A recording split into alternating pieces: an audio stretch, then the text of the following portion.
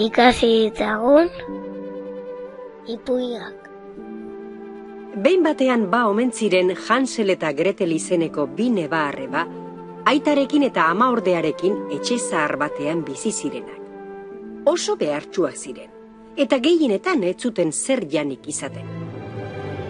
Amaordea oso gaiztoa zen, ez zituen aurrak bat ere maite, eta etxetik bota nahi zituen nola edoak. Behin hala esan zion aitari. Etxe honetan ez dago zer janik.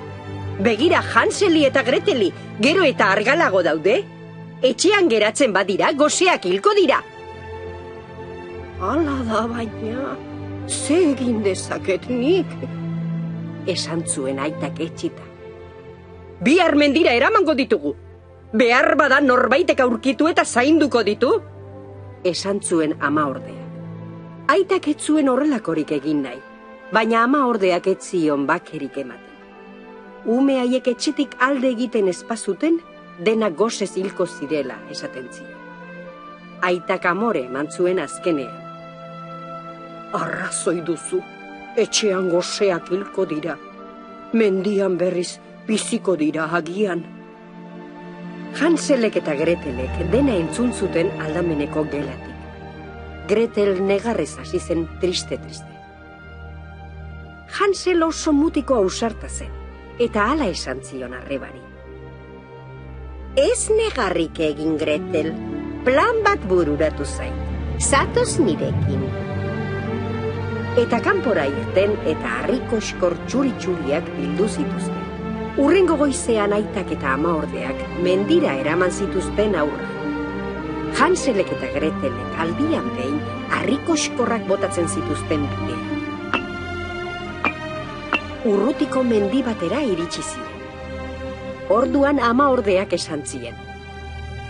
Aita eta biok egur bilagoaz, zuek geratu hemen jolasean, gero etorriko gara zuen bila. Hori esan eta joan egin ziren. Udaberria zenez, Hansel eta Gretel loreak biltzen eta txoria bien bila ibili ziren denbora pasatzeko. Baina inorretzen agen. Ilundu egin zuen, eta aurrak bakar-bakarrik zeuden mendian. Hala ere, ilargi betea zegoen, eta ondo ikusten zen gauean. Ze egingo dugu orain? Esan zuen Gretelek beldurtuta. Ez larritu, Gretel, bidean bota ditugun harrikoskorrei jarraituz, etxeraino iritsiko gara. Eta halaxe egin zuten, goizalderako etxean ziren berriro. Aita oso pozik jarri zen bere umeak ikustean. Amaordea berriz haserretu egin zen, baina ez zuen ezer esan. Hansel eta Gretel etxean geratu ziren. Baina igaro ziren aste batzuk eta gero eta miseria handiagoa zegoen etxean. Orduan amaordeak hala esan zion aitari. Etxe honetan ez dago zer janik. Umeak etxean geratzen badira, goseak hilko dira, eta gu ere bai. Eta zer nahi duzu egitea? Erantzun zion aitak etxita. Zuk inoiz ez dakizu zer egin, baina nik bai. Bihar ogi puska bat eman eta urrutiko mendi batera eramango ditugu. Hanselek eta Gretelek dena entzun zuten oraingoan ere. Hurrengo goizean amaordeak hala esan zien aurrei. Tori ogi zati hau eta goazen, mendira joan behar dugu. Eta mendirantza abiatu ziren tipitapa. Hansel pixka bat atzerago zijoan. Eta tartean ogi apurrak botatzen zituen gero bueltakoan bidea aurkitzeko. Mendira iritsi zirenean, amaordeak hala esan zien aurrei. Aita eta biok egur bilagoaz, zuek geratu hemen jolasean, berehala etorriko garata. Baina ez ziren etorri. Gau hartan ez zegoen ilargi betea eta ez zen ezer ikusten. Beraz, Hanselek eta Gretelek mendian lo egin zuten.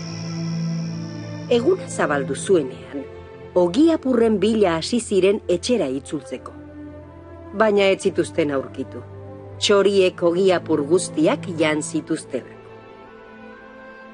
Egun osoa galduta ibili ziren. Ilunabarrean baso batera iritsi ziren eta etxe baten argia ikusi zuten.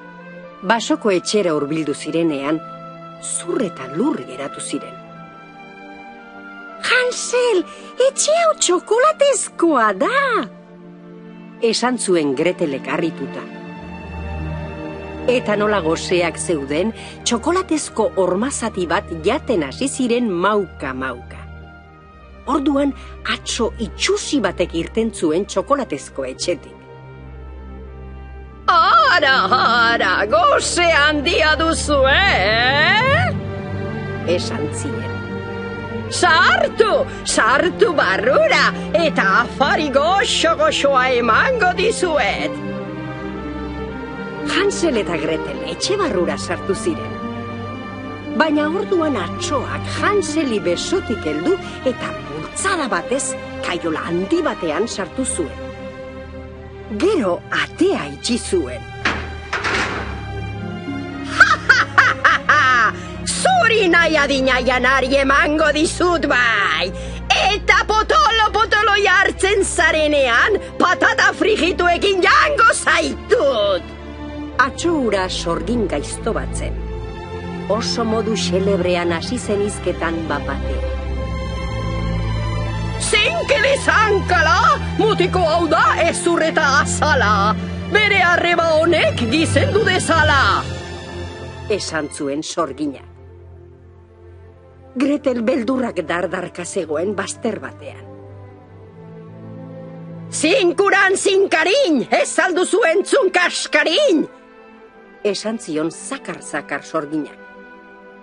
Asia faria prestatzen berehala, zure neba gizendu behar duzu! Sorginak janari asko prestatzera behartzen zuen Gretel. Baina dena Hanselentzat zen. Sorginak mutilak gizen egin eta jan egin nahi zuen. Greteli berriz, heltzeko ondarrak bakarrik ematen zizkion. Goizero sorgina Hanselengana joan eta eskuko atzlodia erakusteko esaten zion, zenbat gizendu zen ikusteko. Zinkuri zinkira, erakutsi atzlodia! Hansel ordea, konturatuta zegoen sorginak ez zuela oso ondo ikusten, eta amarrua egiten zion. Atzaren ordez, oilasko ezur bat erakusten zion. Sorginak oilasko ezur ura ukitzen zuenean, haserre esaten zuen.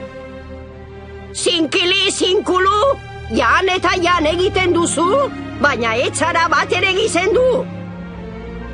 Eta orduan, herrieta egiten zion Greteli, betiko leloa errepikatuz.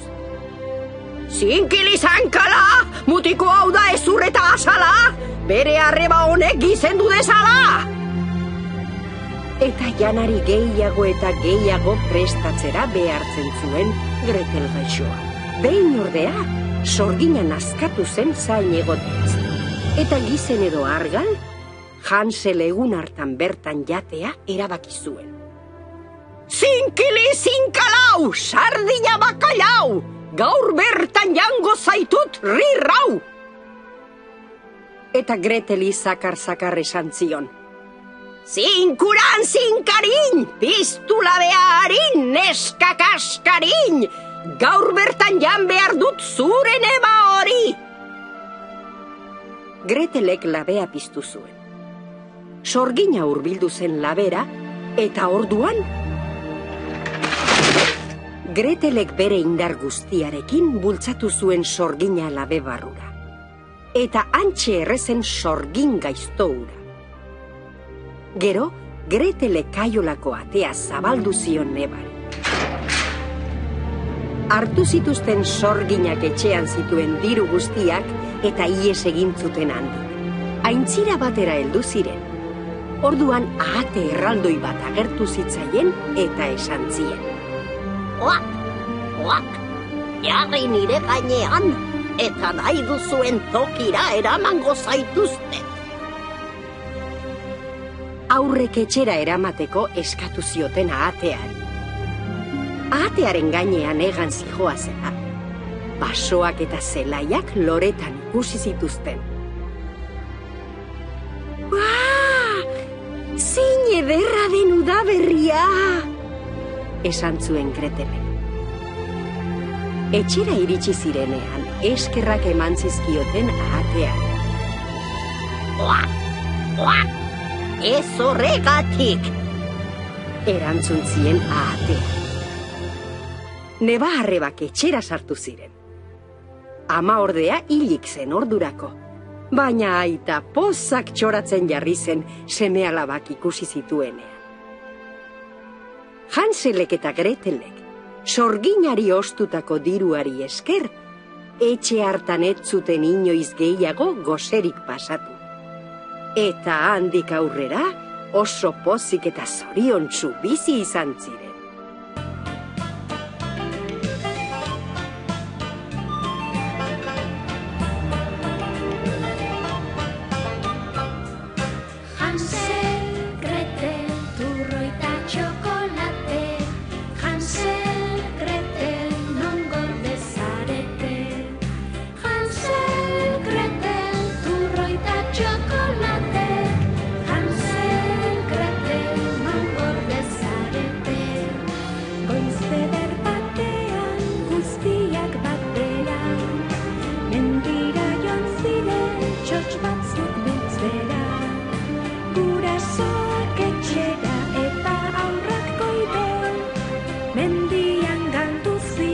Hansel eta Gretel, Hansel, Gretel, turroita txokolate.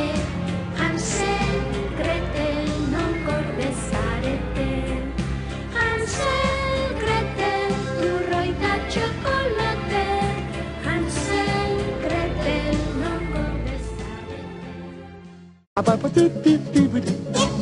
Now I'm the king of the swingers, oh, the jungle VIP. I've reached the top and had to stop, and that's what's bothering me. I wanna be a man cub, and stroll right into town, and be just like the other men. I'm tired of walking around. Oh, ooby-doo, I wanna be like you. I wanna walk like you, talk like you. Choo-choo, you see it's true.